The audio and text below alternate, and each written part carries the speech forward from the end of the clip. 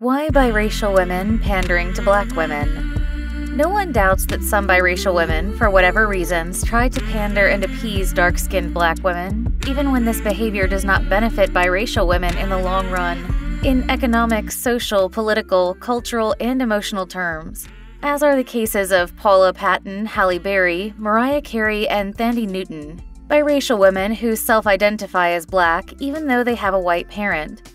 Whether you want to accept it or not, there is an unwritten rule in the black community that biracial or mulatto women feel compelled to identify as black. Historically, according to the United States Census data, we all know that in the past the product of racial miscegenation between a black and a white resulted in a new racial identity, which was known as mulatto. But since this term was considered derogatory or pejorative, which was associated with mule, a cross between a horse and a donkey, which offends the sensibilities of some. In this work, instead of using the term mulatto, we will change it to the term biracial, which is considered politically correct. When I talk about a biracial person, I'm really talking about a mulatto. Let me continue with this work. We all know that dark-skinned black women have less chance of success than light-skinned black women. This is where biracial women, as a mechanism of either empathy or self-preservation, have a tendency to appease black women to the detriment of their own racial identity. This is where pandering's need to appease and please black women comes into play, which creates the false idea in dark-skinned black women that biracial women really depend on them. Therefore, they must ask permission or need their approval to achieve any type of significant goals in a capitalist society like the United States, where all individuals have the right to compete in the labor market, regardless of what racial group we are talking about. What are the reasons why some biracial women feel the need to appease or please dark-skinned black women? In something that we will try to analyze in this type of work. From my point of view, there are reasons why some biracial women are pandering to dark-skinned black women right now as a way to use the blackness of one of their parents to avoid rejection by dark-skinned black women and earn their approval. And more when you are a female artist, singer, actor, or celebrity who depends on the support of fans to succeed in the world of entertainment, in which what your followers think of you is important, in which your racial identity is only a marketing tool. We all know that the reason aside from family ties, the main reason behind this need to pander to the dark-skinned black woman is the fear of emotional and economic blackmail. No one doubts that the black community, especially dark-skinned black women, have a certain power when it comes to purchasing power in the market. We must also talk about the enormous power when analyzing the emotional influence they have on the biracial population due to the racial biracial children, a product of racial miscegenation with white parents. Many biracial children who grow up in a mixed-race family have a tendency to choose the racial identity of the black mother as a mechanism of emotional empathy, but also in that search for personal acceptance, and to avoid disapproval when he or she recognizes that racially it is different to both parents. But no one dares to say that the boy or girl is pandering to the mother to get her love and protection, contrary to the behavior of many celebrities that we all know. Perhaps that is why we must establish that great difference that exists between the search for approval of children from their parents to that need for approval that biracial women have when we talk about dark-skinned black women. Why do children from mixed-race families tend to identify with their black mother? Within the context of the racial struggle within the United States, we must accept the enormous impact that the emotional connection that exists between biracial and children with their black mother has when social behavior, family dynamics, and racial identification are closely associated with the racial struggle that exists between blacks and whites in search of racial equality. Why do some biracials identify as black? From my point of view, for economic, political, and social reasons. There are many black mothers who use the excuse of this racial struggle between blacks and whites to force biracials to choose sides that support the narrative that serves their agenda. This is where the biracial identity of the mulatto is denied when many members of the black community demand that they identify as black, denying their status as a person of mixed race.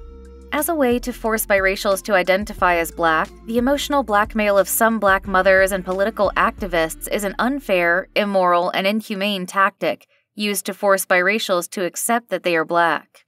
How some blacks emotionally, socially, and economically blackmail biracials?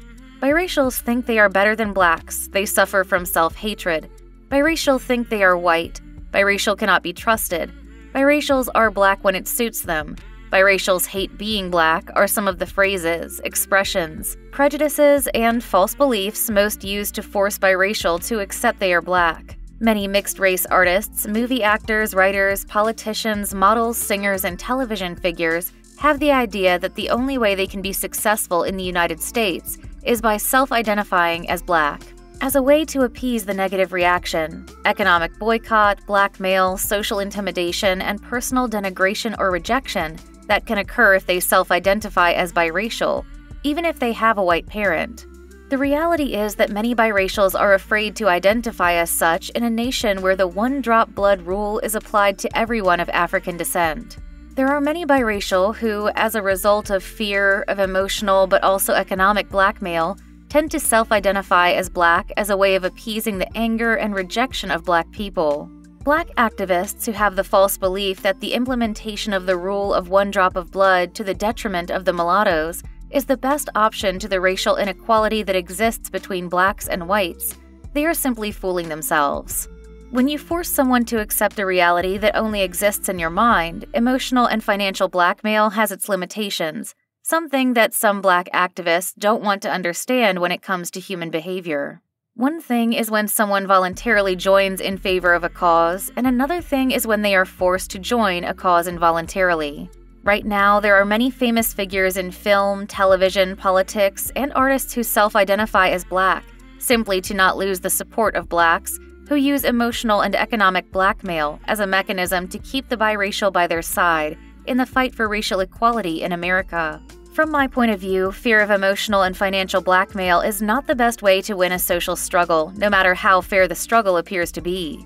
When you ask the questions, what are the reasons why biracial women pandering to black women, analyzing the behavior of biracial women in the United States against the emotional blackmail to which they are subjected by the black community, the origin of this need to appease blacks, in which pandering is just a response to the emotional and economic blackmail used by blacks to force biracial to accept that they are black.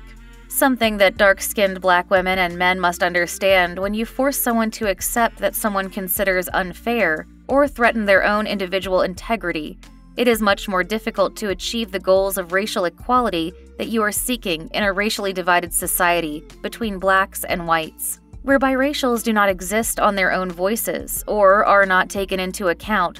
The only way you can get the strength of a social movement is by accepting the differences of opinion that exist in those who promote the ideologies behind that movement. If you are a member of the black community, emotional, family, social, and economic blackmail is not the best way to unify the people who follow your cause against racial inequality in the United States.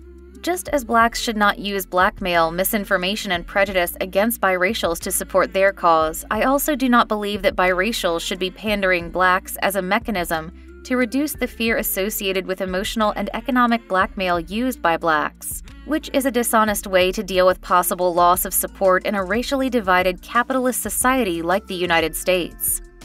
Ladies and gentlemen, if you like this type of topic, please leave your comments.